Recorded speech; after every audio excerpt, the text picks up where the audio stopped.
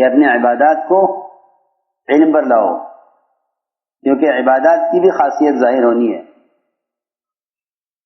دعوت کی خاصیت ظاہر ہوگی کہ دعوت کی خاصیت یہ ہے کہ یہ دین میں پختگی پیدا کرے. دعوت کی خاصیت ہے کہ دین میں پختگی پیدا کرے، کہ جیسے دعوت سے دین میں پختگی پیدا ہوتی ہے اس طرح عبادات سے دین میں حسن پیدا ہوتا ہے. عبادات سے دین میں حسن پیدا ہوتا ہے. جی ہاں، سب سے زیادہ عبادات میں دین میں حسن پیدا کرنے والی چیز عبادت ہے. کہ بشرطیہ کہ عبادت اپنی اصل پر آوے تاکہ اس کی خاصیت ظاہر ہو. اصلی چیز کی خاصیت ظاہر ہوتی ہے، اصلی چیز کی خاصیت ظاہر ہو جاتی ہے. جی ہاں، اصلی چیز کی خاصیت ظاہر ہوتی ہے. نماز کی خاصیت ظاہر ہوگی کہ نماز منکر سے روک دے گی. جس کی نماز کو منکر سے نہ روکے وہ اپنی نماز کی کمی تلاش کرے کہ نماز میں کمی ہے، نماز میں کمی ہے. جی ہاں، ورنہ نماز کی خاصیت یہ ہے کہ اللہ نے فرمایا ہے کہ کہ نماز والے تو یقیناً کامیاب ہو گئے. جی ہاں، کون سے امام والے کامیاب ہوئے ہیں؟ کہ وہ امام والے کامیاب ہوں گے جو اپنی نماز میں جن کی نماز میں خشوع ہے، کی نماز میں خشوع ہے. کہ جن کی نماز میں خشوع ہے کہ ایسے لوگ لغو چیزوں سے بچیں گے. یہ آگے فرمایا کہ وہی ایمان والے کامیاب ہیں جن کی نماز میں خشوع ہے، اور یہی وہ لوگ ہوں گے جو لغو کاموں سے بچیں گے. جی ہاں، کہ جس کی نماز میں جتنا کمال ہوگا اس کو دنیا سے اتنی نفرت ہوگی. اس کو جی ہاں دنیا سے، بیکار کاموں سے اتنی زیادہ نفرت ہوگی. میں نے بہت غور کیا کہ کھیل کھلاڑی وہ ہوتے ہیں یہ نماز سے مناسبت نہیں ہوتی. ان کے نزدیک عزت کا معیار، کامیابی کا معیار وہ کھیل ہے، کھیل کھلاڑی. جی ہاں، جتنا امت کا اربوں روپیہ خرچ ہو رہا ہے نا اس پر، اس کی اصل وجہ یہ ہے کہ مسلمان کو عبادات سے مناسبت نہیں ہے. ورنہ جس کو نماز سے مناسبت ہوگی وہ لغو سے اعراض کرے گا. جس کی نماز سے مناسبت ہوگی وہ لغو سے اعراض کرے گا، اس کی طبیعت ہی نہیں چلے گی، اس کی طبیعت نہیں چلے گی کھیل کود میں، نہیں، وہ لغو سے اعراض کرے گا. ہاں،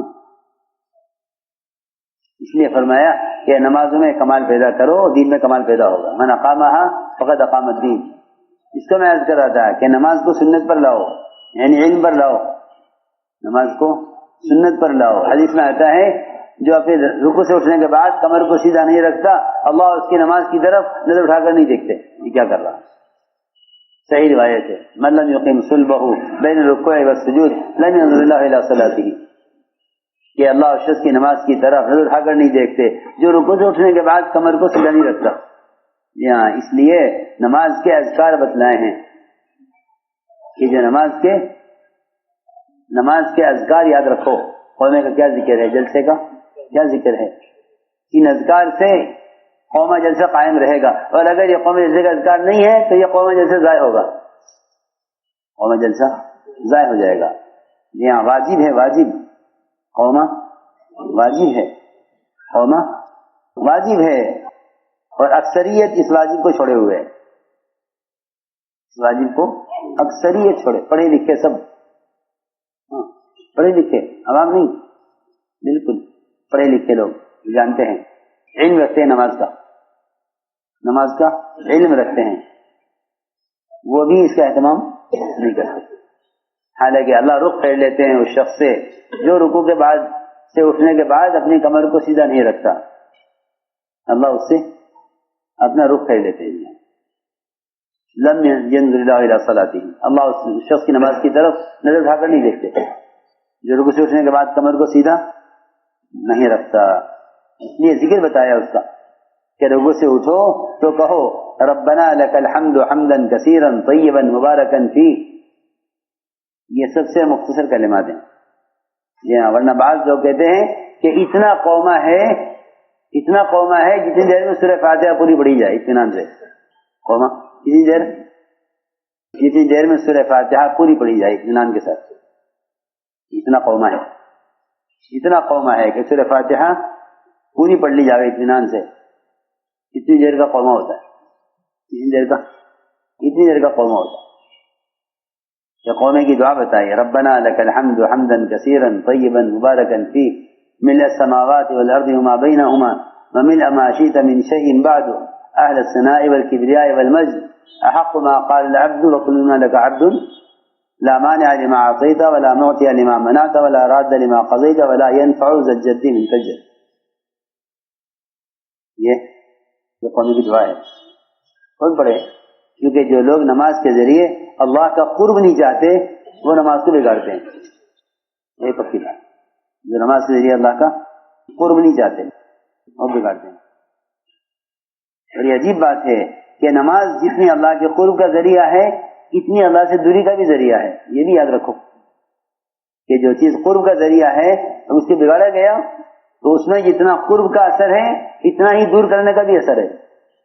ہاں، یہ لوگ نہیں جانتے، وہ سمجھتے ہیں کہ جھوٹ اور زنا اور چوری اور شراب یہ دوری کا ذریعہ ہے اور نماز قرب کا ذریعہ ہے. یہ نہیں، ایسا نہیں ہے، بلکہ جتنے بھی گناہ ہیں ان گناہوں کی طرف نماز بگاڑنے والا جاتا ہے. گناہوں کی طرف نماز کو بگاڑنے والا جائے گا گناہ کی طرف. اور نہیں، یہ روایت میں ہے کہ بندہ نوافل کے ذریعے اللہ کا قرب حاصل کرتا رہتا ہے یہاں تک کہ اللہ تعالیٰ خود اس کے آگا بن جاتے ہیں. جی ہاں، اس سے بڑھ کر کیا ہوگا؟ میں اس کا ہاتھ بن جاتا ہوں، میں اس کا پاؤں بن جاتا ہوں. سنتے نہیں فضائل میں؟ ہاں، یہ مطلب ہے اس کا کہ اپنے اعضاء کو حکم پر لاؤ نماز میں تو تمہارے اعضاء حرام سے بچ جائیں گے نماز سے باہر. جو اعضاء کو نماز پر حکم پہ نہیں لائے گا وہ نماز سے باہر حکم پر کیسے لے آئے گا؟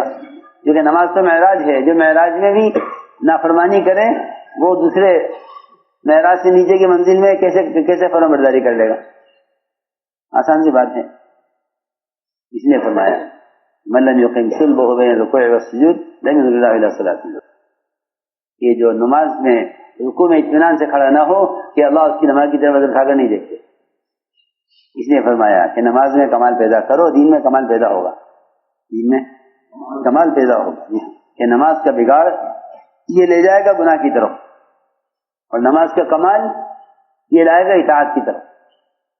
نماز کا کمال لائے گا اطاعت کی طرف اور نماز کے بگاڑ یہ لے جائے گا گناہوں کی طرف. اس لیے فرمایا کہ ابھی نمازوں میں کمال پیدا کرو.